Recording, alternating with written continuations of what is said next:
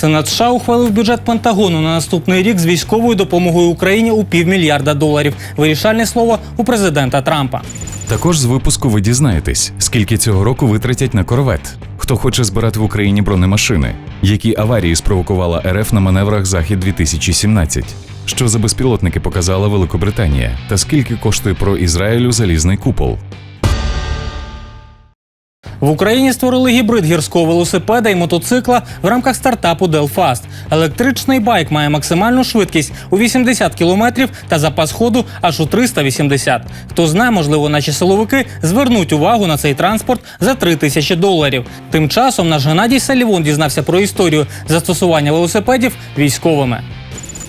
Перший зафіксований випадок застосування велосипеда в армії стався у 70-ті роки 19 століття. Під час франко-прусської війни з оточеного Парижу на велосипеді прорвався посильний. А в 1896 році в армії США вже був сформований перший велосипедний корпус лейтенанта Мосса. Визначне досягнення підрозділу – велосипедний похід дистанцією у 1900 миль. Її подолали за 41 день на велосипедах марки «Прем'єр» від компанії «Спелдінг». Зацікавленість військових новим винаходом зрозуміла. Переваги велосипедів на службі в армії. Легкий в обслуговуванні, не потребує фуражу чи пального. Відстань добового переходу більша у порівнянні з піхотними підрозділами. Не залишає за собою шлейфу пилу. Велосипедисти менш помітні, ніж кавалерія чи автомобілі. Можливе пересування чи патрулювання вузькими стежками. Підрозділи менш вразливі до ударів авіації. В Першу світову війну всі воюючі країни вже мали в армії велосипеди. Їх використовували для розвідки, патрулювання та навіть для евакуації поранених. Були створені і бойові підрозділи. Наприклад, Німеччина мала 6 самокатних батальйонів. Під час бойових дій виявилися і недоліки у використанні двоколісних. Недоліки велосипедів на службі в армії. На дорогах займають більше місця, ніж піхота. Не створюють належного ефекту при атаці, на відміну від кавалерії. Втрачають мобільність при поганій погоді чи нерівності місцевості. Велосипедисти не можуть далеко відходити від свого транспорту. Проте і в Другу світову, як країни осі, так і Альянсу, в'їхали в тому числі і на велосипедах. Однією з найуспішніших операцій вважається штурм японцями Сінгапуру у 1942 році. Тоді 20-тисячний загін японців на велосипедах пройшов джунглями і вийшов у тил англійським військам. В Європі британські командос на велосипедах захопили німецьку радіолокаційну станцію. За деякими даними, Німеччина використовувала у війні 5 мільйонів велосипедів. Це були моделі як реквізовані у цивільного населення, так і спеціально створені для армії Адлерверке. Тут встановлюється кулемет чи гвинтівка, у коробку розміщується певна кількість гранат чи набоїв до кулемета, на багажнику розличні види спорядження і ще на рулі була скатка шинелі і газбак вішався. Тут є насос для підкачки колес. Наприкінці війни, коли німці здебільшого відступали чи оборонялися, вони виробили нову тактику застосування велосипедів. На них встановлювалось до 2 штук панцерфаустів для винищення колон танкових і автомобільних. Підрозділ на велосипедах скритно висувався в заданий район, де влаштовував засідку, відбивав певну кількість техніки, після чого знову ж на велосипедах відривався від переслідування. Після Другої світової велосипеди використовувалися в усіх конфліктах. У В'єтнамі ними перевозили вантажі стежиною Хошиміна. Спеціальні підрозділи існували в арміях майже усіх європейських країн до кінця ХХ століття. У Швеції вони були ліквідовані у 2001 році, а швейцарська армія використовувала моделі байків М-05 та М-93 до 2003 року. Наші військові сьогодні теж юзають велосипеди в районі АТО і у тилу. Щоправда, з власної ініціативи і переважно цивільні моделі. Це наш спільний ровер. Катаємося інколи на КСП роти. Військові, які сідають на велосипед, мають можливість безшумного пересування по території, адже між ропами відстань чимала і пішки не дуже і легко буде пройти. Зараз майже не побачиш старих великів типу «Україна». Здебільшого так звані гірські, з широкими шинами і ручними передніми та задніми гальмами та кількома швидкостями. Сьогодні велосипед використовується здебільшого для спорту чи активного відпочинку. Для когось це засіб пересування. Проте залізний кінь, сконструйований в 19 столітті, досі на службі в силових структурах. Велосипеди традиційно використовуються прикордонниками. В більшості великих міст світу працюють поліцейські велопатрулі. З'явилися вони і в містах України. Пріоритет велопатруля – це маневреність, мобільність. Ми можемо відреагувати в великому скупченні людей, в двориках, парках, де автомобілі не проїде. Близько неділі назад тому на Контрактовій площі по орієнтуванню за гарячими слідами спіймали грабіжника. В Києві щоденно на патрулювання виїжджає 20 чоловік. Столичні копи використовують німецькі велосипеди Коратек. Ця модель має не дротикові, а гідравлічні дискові гальма та надміцні обода коліс. Буває, що переслідуєш правопорушника на швидкості, заскакуєш на той самий бордюр. Колеса цього не бояться. Вивчивши досвід операції «Буря в пустелі», Пентагон дійшов висновку про можливість повернення в армію велосипедів. Спільно з військовими компанія Montague розробила модель Paratrooper. Велосипед має коліса у 26 дюймів. Рама зроблена з алюмінієвого сплаву. Важить велосипед лише 15,6 кг. Цікава опція для військових полягає в тому, що цей велосипед можна адаптувати під транспортування. Спочатку ви маєте таким легким рухом відчепити переднє колесо, потім звільняється важіль на самій рамі, і вона легко складається надвоє. Тож тепер ви можете взяти весь байк і завантажити куди треба. В 6-му епізоді саги «Зоряні війни» є сцена погоні зі стрільбою на літаючих байках. Сьогодні це майбутнє вже не здається таким далеким, адже подібні моделі вже розробляються. Президент Петро Порошенко своїм указом ввів у дію рішення РНБО щодо проекту бюджету на 2018 рік у сфері національної безпеки та оборони. У проекті закону передбачено понад 165 мільярдів гривень на усіх силовиків. З них половина – на Міністерство оборони. Так починаємо інформаційний блок ВПК за тиждень. Кабмін створив міжвідомчу робочу групу з питань логістики, яка є тимчасовим консультативно-дорадчим органом уряду. Вона створить єдину систему постачання сил оборони в мирний та воєнний час, враховуючи стандарти НАТО та досвід АТО. До групи увійшли представники адміністрації президента, РНБО та силових структур. Військовослужбовці 18-го окремого вертолітного загону місії ООН в Конго очікують збільшення навантаження. Незабаром в республіці пройдуть президентські вибори, а отже зросте кількість польотів. Чергова ротація загону вже налітала понад 2000 годин. Нагадаємо, українські вертолітники несуть службу в республіці з грудня 2012 року. До Одеси прибуло ще 2 броньованих артилерійських катера «Гюрза-М» із бортовими номерами Ю-177 та Ю-178. До речі, завод-виробник Кузня на Рибальському продає майно, що не використовується, а Чорноморський суднобудівний завод після 4-річної перерви у 2017-му отримає 1,2 мільярда гривень на добудову корвету.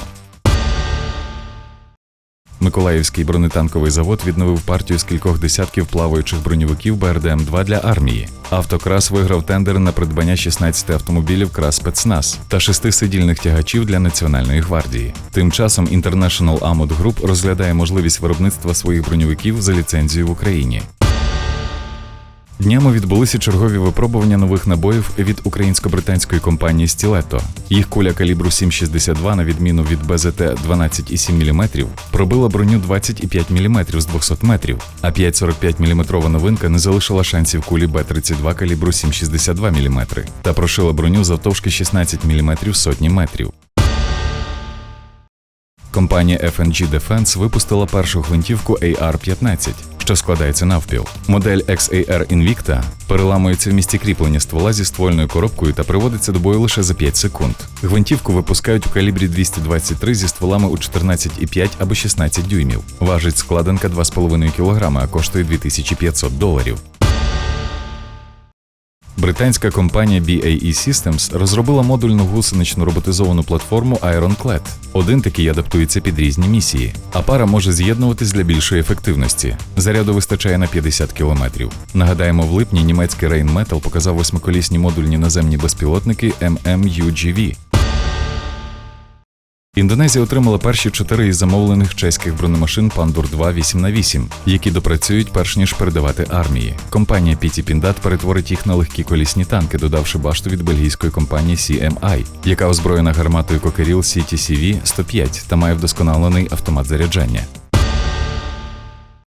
Азербайджан придбав у Чехії модернізовані 152 мм самохідні гаубиці Dana M1CZ з новою системою управління вогнем та кращим двигуном. Також їм було передано покращені 120 мм системи залпового вогню RM-70 Vampir на базі Татра Т-813. Цього тижня їх вперше залучили до навчань за участі 15 тисяч військових. Останній тиждень маневрів «Захід-2017» пройшов для армії РФ ганебно. У Волгоградській області розбився літак Як-130.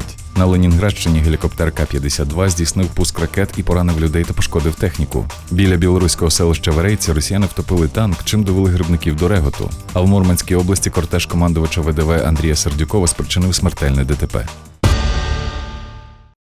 В США відбулося хрещення головного корабля серії LHA-7 «Тріполі» зі збільшеною ангарною палубою. Він служитиме спільно з винищувачами F-35 та конвертопланами MV-22 «Оспрей». А китайці презентували лінійку озброєних надводних безпілотників 3 типів для різних завдань. Піднебесна оголосила про випуск безпілотних гелікоптерів AV-500W, 2 типів з максимальною злітною масою 400 кг. Компанія Lockheed Martin представила 2-кілограмовий безпілотник Outrider, що у складеному стані має діаметр 10 см. А ізраїльська компанія APG показала БПЛА «Перес» з вертикальним зльотом. Неподалік від Тель-Авіву на території виставкового центру «Лаго» пройшла 5-та виставка і конференція в області безпілотних і роботизованих систем AOSENT R-2017. Десятки провідних компаній представили там авіаційні, наземні та водні безпілотні системи для різних місій – від розвідувальних до ударних завдань. В світі, сповненому збройних конфліктів та війн, звикли вірити озброєнню, перевіреному боєм. Саме така доля спіткала ізраїльську систему ПРО, яка і зараз захищає жителів південних населених пунктів від зухвалих обстрілів палестинських терористів. Вони тривають з 2000 року, але у певний момент терпець у ізраїльтян увірвався.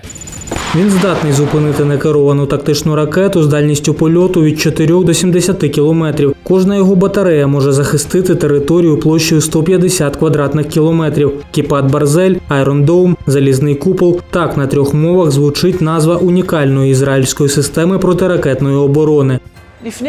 До появи залізного купола було дуже страшно під час обстрілів з сектору Газа. Зараз ми почуваємося у безпеці, бо чуємо, коли система перехоплює чергову ракету та збиває її. Програму «Залізний купол» 8 років тому започаткував голова досліджень та розробок Міноборони Ізраїлю генерал-майор доктор Даніель Голд. Її занесли до категорії надзвичайних, аби кинути на реалізацію усі можливі фінансові та наукові ресурси. Контроль над дослідженнями та розробками отримала вітчизняна компанія «Рафаель».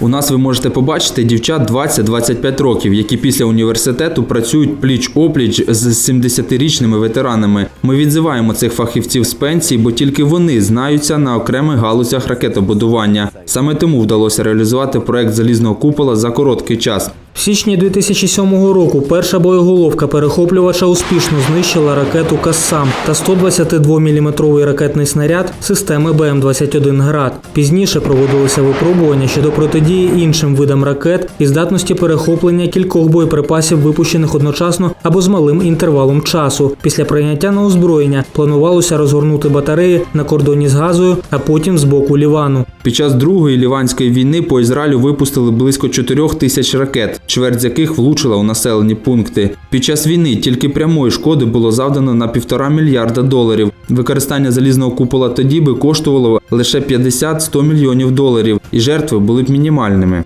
Системою свого часу зацікавилась Південна Корея, але про реалізовані контракти інформація відсутня. Сполучені Штати Америки поки придбали 1 зразок для тестування. Також відомо, що минулого року Азербайджан замовив залізний купол. І є непідтверджена інформація, що ізраїльська ПРО є у Канади, Індії та Сингапуру. Вони випускають по нас 50-60 ракет за 3-4 дні. Зараз 5 мільйонів людей у небезпеці, в напрузі від можливої терористичної атаки. Це більше, ніж половина населення країни. Уявіть собі, як 60 мільйонів американців. Вони не виходять з дому. Моя мати і сестра живуть у Ашдод, у наступному місті після цього. 5 днів вони сидять вдома непорушно, їм лячно. Перша батарея залізного купола заступила на чергування в березні 2011-го і вже наступного місяця збила 8 градів. Через 3 роки територію України охопило вже 9 батарей, які на той момент зупинили 1200 ворожих ракет. За словами розробників та військових, система перехоплює 85% ракет, що загрожують населенню півдня Ізраїлю. Іноді система не збиває ракети, бо вираховує їх траєкторію та оцінює небезпеку. Якщо вони мають влучити у ненаселену територію, то у перехопленні немає сенсу. Нагадаю, що одна ракета Iron Dome коштує десятки тисяч доларів. Вартість батареї залізного купола варіюється від 50 до 170 мільйонів доларів. Вона складається з 5 основних елементів. Це багатоцільова радіолокаційна станція ELM-2084, яка робить розрахунки та вирішує, чи збивати ворожий об'єкт. Другий – це центр управління вогнем, який спрацьовує на перехоплення упродовж кількох секунд після старту ракети з гази. Брудну роботу виконують 3 пускові установки з 20 ракетами-перехоплювачами «Тамір» довжиною 3 метри та вагою 90 кілограмів. Система постійно стає кращою, вдосконалюється програмне забезпечення та, звісно, ракети. Наш персонал теж постійно вчиться та покращує знання, аби бути готовим до наступної загрози, адже ворог вигадує все нові й нові засоби для ураження. 2014 року на виставці Євронаваль компанія-виробник презентувала модифікацію залізного купола для морського базування, що використовує корабельний радар для керування вогнем. Габарити елементів дозволяють інтегрувати ізраїльську ПРО до невеликих кораблів, корветів і навіть нафтових чи газових платформ. Також відомо, що купол здатний впоратись з літаком на висоті до 10 тисяч метрів. Усі ці можливості здалися воюючій Україні, але цінник непідйомний. З усього наявного арсеналу Збройних сил України лише комплекси С-300В можуть відносно успішно виконувати завдання з перехоплення високошвидкісних балістичних цілей, в тому числі й оперативно-тактичних ракет. На жаль, український науково-технічний потенціал не має в своєму розпорядженні достатньо ресурсу і можливостей, щоб в найближчі 10 років надати армії новий комплекс, здатний успішно боротися з ракетною загрозою з боку потенційного противника. Тим часом Ізраїль, що також знаходиться в стані війни, завоював звання батьківщини стартапів. Попри безперервну напругу, ця невеличка країна реалізує багато високотехнологічних проєктів, серед яких оборонні на першому місці. І це аксіома. А на сьогодні це все, і ми вже готуємо для вас свіжий випуск. З нього дізнаєтесь про марш-кидок на 1800 кілометрів та реактивну систему залпового вогню «Ураган». Побачимось!